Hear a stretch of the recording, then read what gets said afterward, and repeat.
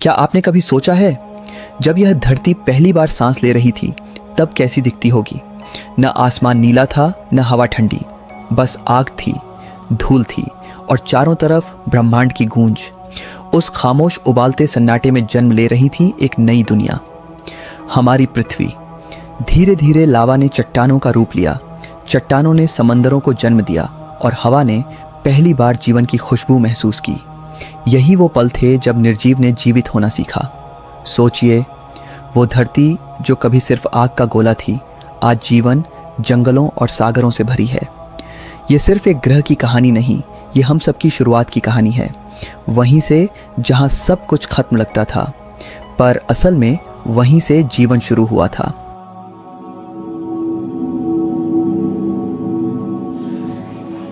लगभग 4.54 अरब वर्ष पूर्व हमारे सौरमंडल की जन्म कथा लिखी जा रही थी। उस समय अंतरिक्ष में एक विशाल धूल और गैस का बादल घूम रहा था। यही था सौर निहारिका। इस बादल में छोटे छोटे ठोस कण आपस में टकराते, चिपकते और धीरे धीरे बड़े होते गए। यह वही समय था जब उल्कापिंड, चांद की चट्टानें और पृथ्वी के प्राचीन खनिज जैसे जैकॉन बनने लगे। वैज्ञानिकों ने इन चट्टानों की आइसोटोप घड़ी का उपयोग करके पृथ्वी की आयु मापी, लगभग 4.54 अरब वर्ष। यूरेनियम से, सीसा और रूबिडियम से स्ट्रोंशियम बनने वाली रेडियोमेट्रिक प्रणालियां ये दिखाती हैं कि सौरमंडल का प्रारंभिक गठन एक समान काल में हुआ। इस युग में सूक्ष्म धूल के बादल से धीरे धीरे ग्रहों के बीच प्लैनेटेसिमल बने, जिनके बीच बार बार टक्करें होती रहीं। इन टक्करों और रेडियोधर्मी क्षय से निकली ऊर्जा ने नवजात पृथ्वी को एक पिघली हुई गेंद बना दिया था। उसके भीतर उफनते मैग्मा महासागर में धात्विक और शैल पदार्थ अलग अलग परतों में विभाजित हो रहे थे।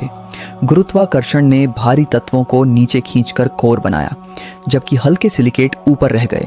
यही भविष्य के मेंटल और क्रस्ट के बीज बने। इस शुरुआती ऊष्मा बजट और गुरुत्व संकुचन ने पृथ्वी की आंतरिक बनावट तय की। उस समय सतह बार बार ठंडी होकर ठोस बनती, फिर नए टक्करों से फिर से पिघल जाती। यही निरंतर चक्र पृथ्वी की प्रारंभिक संरचनात्मक नींव बना।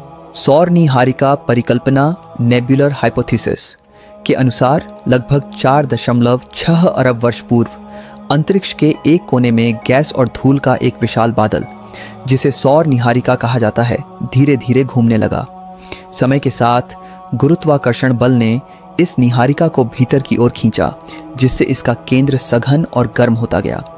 यही केंद्र बाद में सूर्य बना।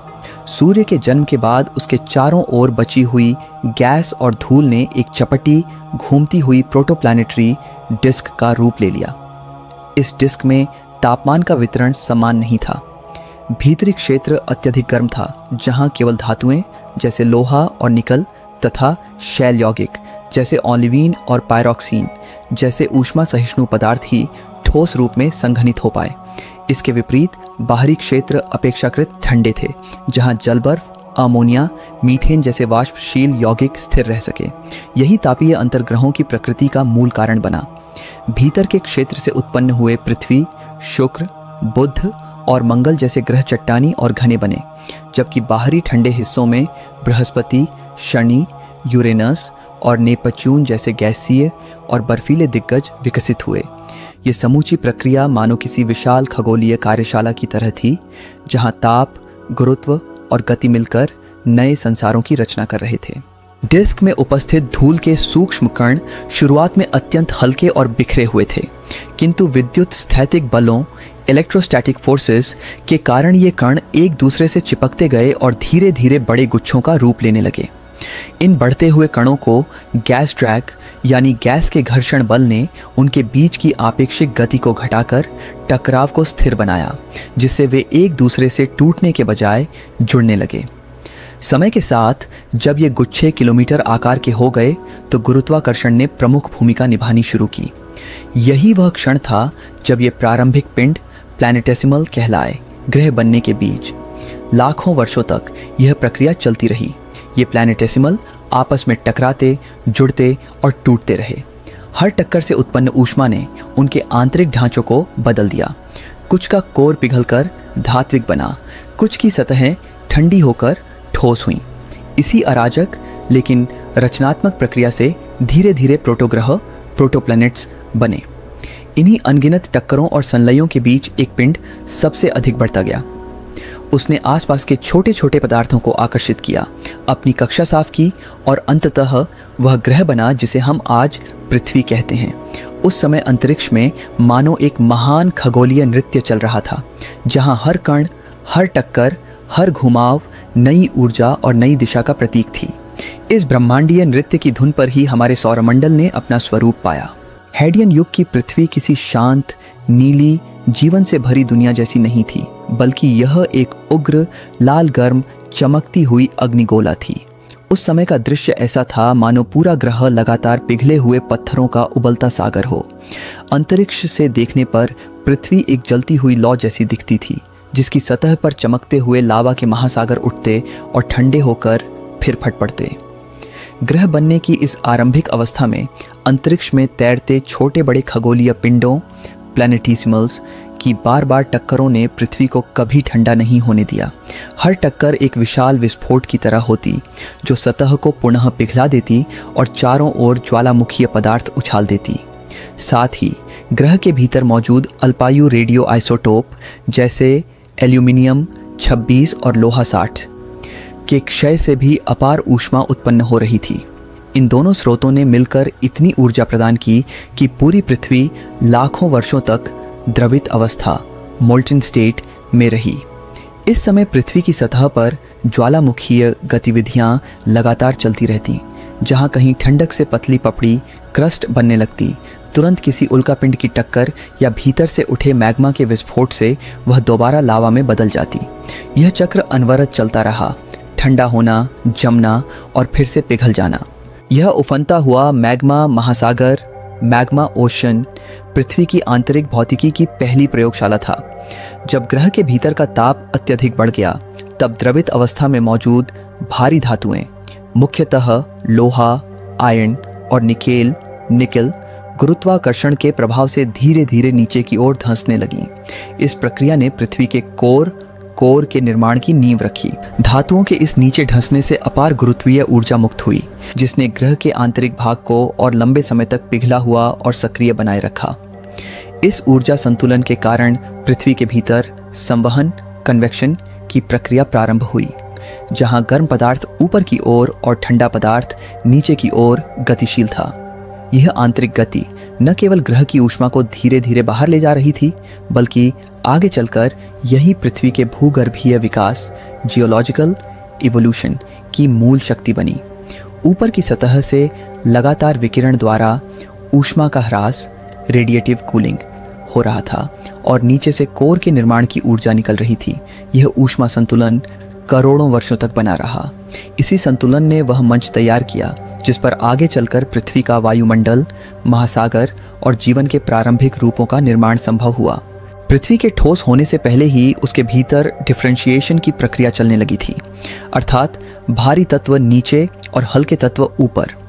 धातु FeNi धीरे धीरे नीचे जाकर घने कोर में जम गए, जबकि सिलिकेट और ऑक्साइड ऊपर रहकर मेंटल और क्रस्ट बने। इस पृथक्करण ने पृथ्वी को 3 प्रमुख परतें दी: कोर, मेंटल और क्रस्ट। गुरुत्वाकर्षण की इस प्रक्रिया ने न केवल संरचना बदली, बल्कि पृथ्वी की आंतरिक ऊर्जा को भी बढ़ा दिया। कोर बनने से मुक्त हुई गुरुत्वीय ऊर्जा और रेडियोधर्मी क्षय की गर्मी ने मेंटल में संवहन कोशिकाएं, कन्वेक्शन सेल्स उत्पन्न की। यही संवहन आगे चलकर प्लेट विवर्तनिकी का जनक बना। जब पृथ्वी ठंडी होने लगी तो सतह पर ठोस पपड़ी बनी, पर नीचे उष्ण मेंटल अब भी गतिशील रहा। यही गतिशीलता महाद्वीपों को हिलाती रही। इस चरण में पृथ्वी एक जीवंत, गतिशील ग्रह का रूप लेने लगी थी। लगभग 4.45 अरब वर्ष पहले पृथ्वी से थेइया नामक मंगलाकार प्रोटोग्रह की तिर्यक टक्कर हुई। इस टक्कर से निकले गर्म मलबे ने पृथ्वी की कक्षा में एक चक्राकार छल्ला बना दिया। यही मलबा मिलकर चंद्रमा में रूपांतरित हुआ। यह विचार ही है जायंट इम्पैक्ट हाइपोथेसिस। वैज्ञानिक प्रमाण जैसे पृथ्वी और चंद्रमा के समान ऑक्सीजन आइसोटोप अनुपात और चंद्रमा में आयरन की कमी इस परिकल्पना को पुष्ट करते हैं। इस टक्कर ने पृथ्वी के घूर्णन वेग को बढ़ाया और उसके झुकाव को बदला, जिससे ऋतुएं और ज्वारीय प्रभाव बने। साथ ही इतनी बड़ी टक्कर से पृथ्वी में अपार ऊष्मा जुड़ गई, जिसने उसके पिघले हुए रूप को और लंबे समय तक स्थिर रखा। चंद्रमा का अस्तित्व न केवल हमारी रातों का सौंदर्य बना, बल्कि उसने ज्वार भाटा और अक्षीय स्थिरता के जरिए पृथ्वी पर जीवन के लिए अनुकूल परिस्थितियां भी बनाए रखी। पृथ्वी पर जल कैसे आया? यह प्रश्न आज भी विज्ञान की सबसे रोमांचक पहेलियों में से एक है। जब हमारी पृथ्वी का जन्म हुआ था, तब यह जल रहित, द्रवित और उफनती हुई चट्टान का गोला थी। फिर भी कुछ ही करोड़ वर्षों बाद इसकी सतह पर महासागर उमड़ने लगे। तो आखिर यह जल आया कहां से? वैज्ञानिक इस रहस्य की परतों को खोलने के लिए आइसोटॉपिक विश्लेषण, आइसोटॉपिक एनालिसिस का सहारा लेते हैं। इन अध्ययनों से पता चलता है कि पृथ्वी के अधिकांश जल का स्रोत वे कार्बोनियस कॉन्ड्राइट्स हैं। ये ऐसे प्राचीन उल्कापिंड हैं जो प्रारंभिक सौरमंडल के ठंडे हिस्सों में बने थे। इन चट्टानों में पाया जाने वाला ड्यूटेरियम हाइड्रोजन अनुपात D/H रेशियो पृथ्वी के महासागरीय जल से अत्यंत मेल खाता है, जो इस सिद्धांत को मजबूत करता है कि हमारा जल इन्हीं बाह्य पिंडों के साथ पृथ्वी तक पहुंचा। इसके विपरीत धूमकेतुओं कॉमेट्स में पाया गया D/H अनुपात पृथ्वी के पानी की तुलना में 2 से 3 गुना अधिक होता है। इसलिए वैज्ञानिक मानते हैं कि धूमकेतुओं का योगदान सीमित किंतु पूर्णतः अनुपस्थित नहीं रहा। संभवतः कुछ धूमकेतु जल के साथ साथ कार्बनिक यौगिक ऑर्गेनिक कंपाउंड्स भी लाए, जिन्होंने जीवन के आरंभिक निर्माण खंडों को जन्म देने में भूमिका निभाई। परंतु केवल अंतरिक्षीय स्रोत ही इस कहानी के नायक नहीं थे। पृथ्वी के भीतर भी जल के बीज छिपे हुए थे। जब ग्रह की सतह लगातार ठंडी होने लगी, तब भीतर फंसे वाष्पशील गैसें, वॉलेटाइल गैसेस जैसे H2O जलवाष्प, CO2 कार्बन डाइऑक्साइड और सल्फर डाइऑक्साइड ज्वालामुखीय उद्गार वॉल्केनिक आउटगासिंग के रूप में वायुमंडल में निकलने लगी। उस समय का वातावरण घना, गर्म और भाप से भरा हुआ था। धीरे धीरे जैसे ही तापमान घटा, इन गैसों में मौजूद जलवाष्प संघनित होकर बादलों में परिवर्तित हुई। फिर आरंभ हुआ प्रलयंकारी वर्षाओं, टोरेंशियल रेन्स का युग, जो हजारों वर्षों तक लगातार बरसती रहीं। ये वर्षा पृथ्वी की तपती सतह पर गिरकर पहली झीलों, नदियों और महासागरों में बदल गई। इन्हीं जल स्रोतों में जीवन की पहली रासायनिक प्रतिक्रियाएं प्रारंभ हुईं। वैज्ञानिक प्रमाण के रूप में नोबल गैस जैसे नियोन, एन, आर्गन, Ar और जेनॉन, एक्सई तथा मंटल इंक्लूजन में फंसे हुए वाष्पशील तत्व, ट्रैप्ड वॉलेटाइल्स, इस बात की पुष्टि करते हैं कि जल की उत्पत्ति में बाह्य और आंतरिक दोनों स्रोतों ने योगदान दिया था। इस प्रकार ब्रह्मांडीय धूल और पृथ्वी की गहराइयों से निकली नमी ने मिलकर हमारे ग्रह की हाइड्रोस्फीयर यानी जलमंडल को जन्म दिया। यही वह ऐतिहासिक क्षण था जब पृथ्वी पहली बार नीली दुनिया, ब्लू प्लैनेट में परिवर्तित हुई और जहां जीवन की संभावनाएं वास्तविकता में बदलने लगीं। प्रारंभिक पृथ्वी का वातावरण हाइड्रोजन और हीलियम से भरपूर रहा होगा, लेकिन कमजोर गुरुत्व और तीव्र सौर वायु, सोलर विंड के कारण वह जल्दी ही अंतरिक्ष में उड़ गया। इसके बाद बना द्वितीयक वातावरण, जो ज्वालामुखीय गैसों से निर्मित था। इसमें जलवाष्प, कार्बन डाइऑक्साइड, सल्फर डाइऑक्साइड और नाइट्रोजन प्रमुख थे। यह वातावरण अपचयनशील रिड्यूसिंग था, जहां मुक्त ऑक्सीजन लगभग नहीं थी। करीब 2.4 अरब वर्ष पहले जब साइनोबैक्टीरिया ने प्रकाश संश्लेषण द्वारा ऑक्सीजन उत्पन्न करना शुरू किया, तब पृथ्वी के इतिहास की दिशा बदल गई। धीरे धीरे ऑक्सीजन महासागरों और वायुमंडल में बढ़ने लगी और लगभग 2.4 से 2.0 अरब वर्ष पूर्व ग्रेट ऑक्सीडेशन इवेंट GOE घटित हुआ। इसका साक्ष्य बैंडेड आयरन फॉर्मेशन और सल्फर के मास इंडिपेंडेंट फ्रैक्शनेशन में मिलता है। यह परिवर्तन जीवन के विकास की सबसे बड़ी क्रांतियों में से एक था। हेडियन और आर्कियन काल में जब पृथ्वी के भीतर की गर्मी बाहर निकल रही थी, तो तीव्र ज्वालामुखीय विस्फोटों से निकलता वाष्प सतह पर ठंडा कर बादलों में बदला और पहली बारिश हुई। यही वर्षाएं धीरे धीरे झीलों और महासागरों में बदल गईं। साथ ही ज्वालामुखी से निकला CO2 रासायनिक अपक्षय और कार्बोनेट निर्माण द्वारा चट्टानों में बंध गया। यह प्रक्रिया पृथ्वी के दीर्घकालिक कार्बन चक्र का आरंभ थी। धीरे धीरे वातावरण स्थिर हुआ, तापमान घटा और जल का चक्र स्थापित हुआ। जलवाष्प और CO2 का ग्रीनहाउस प्रभाव पृथ्वी को अत्यधिक ठंडा या गर्म होने से बचाता रहा। प्लेट, विवर्तनिकी, सिलिकेट अपक्षय और कार्बोनेट चक्र ने मिलकर दीर्घकाल में ताप संतुलन बनाए रखा, जिससे पृथ्वी हैबिटेबल जोन के भीतर स्थायी रूप से स्थित रह सकी। जब पृथ्वी के भीतर का आयरन निकेल मिश्रण तरल रूप में घूमने लगा, तब उसके साथ उत्पन्न हुआ पृथ्वी का चुंबकीय क्षेत्र, जियोमैग्नेटिक फील्ड। यह क्षेत्र एक विशाल डायनेमो की तरह काम करता है, जहां घूर्णन और संवहन के संयोजन से विद्युत धाराएं चुंबकीय शक्ति उत्पन्न करती हैं। इस क्षेत्र ने सौर वायु से वायुमंडल की रक्षा की, जिससे वायुमंडलीय पलायन, एटमॉस्फेरिक एस्केप कम हुआ।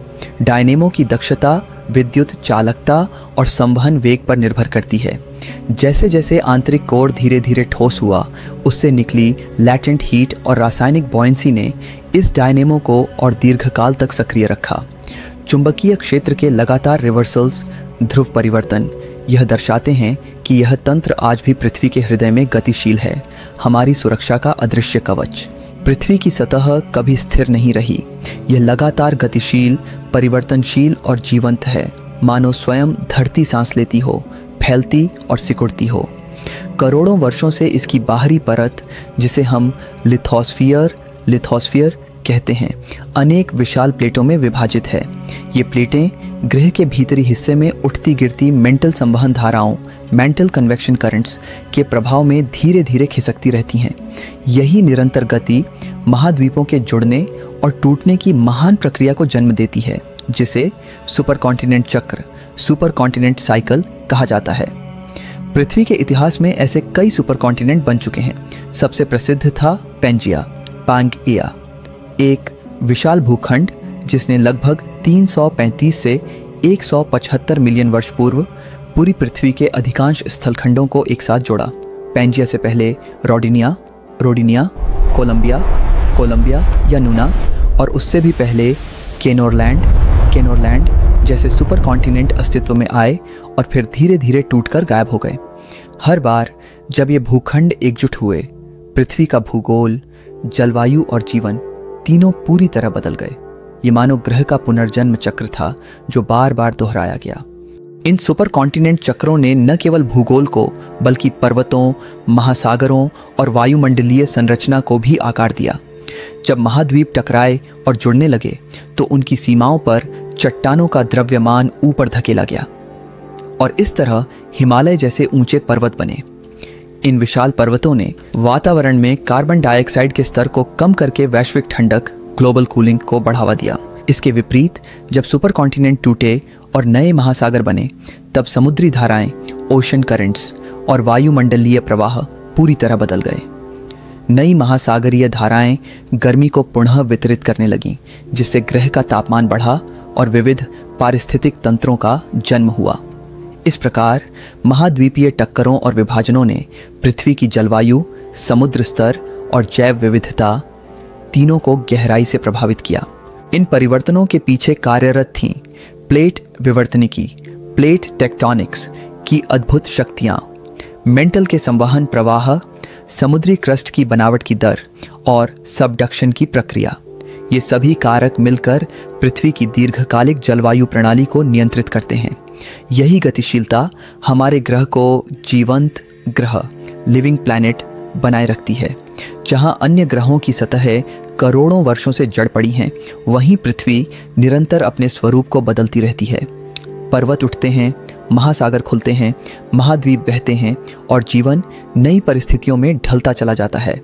वास्तव में यह सतत परिवर्तन ही पृथ्वी की असली पहचान है, एक ऐसी दुनिया जो हर युग में स्वयं को पुनः रचती रहती है। पृथ्वी की उत्पत्ति सौर निहारिका के धूल गैस के समेकन से हुई। हैडियन युग में यह द्रवित रही, फिर गुरुत्व प्रेरित विभेदन से कोर, मेंटल और क्रस्ट बने।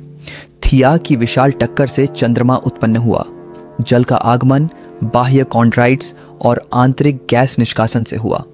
प्रारंभिक वातावरण अपचयनशील था, जो साइनोबैक्टीरिया द्वारा ऑक्सीजन उत्पादन से ग्रेट ऑक्सीडेट इवेंट में परिवर्तित हुआ। लोहे के कोर ने चुंबकीय क्षेत्र बनाया जिसने वायुमंडल को सौर वायु से बचाया, और अंततः महाद्वीपों का निरंतर जुड़ना और टूटना पृथ्वी की सतह, जलवायु और जीवन की कहानी को आज तक आकार देता आ रहा है।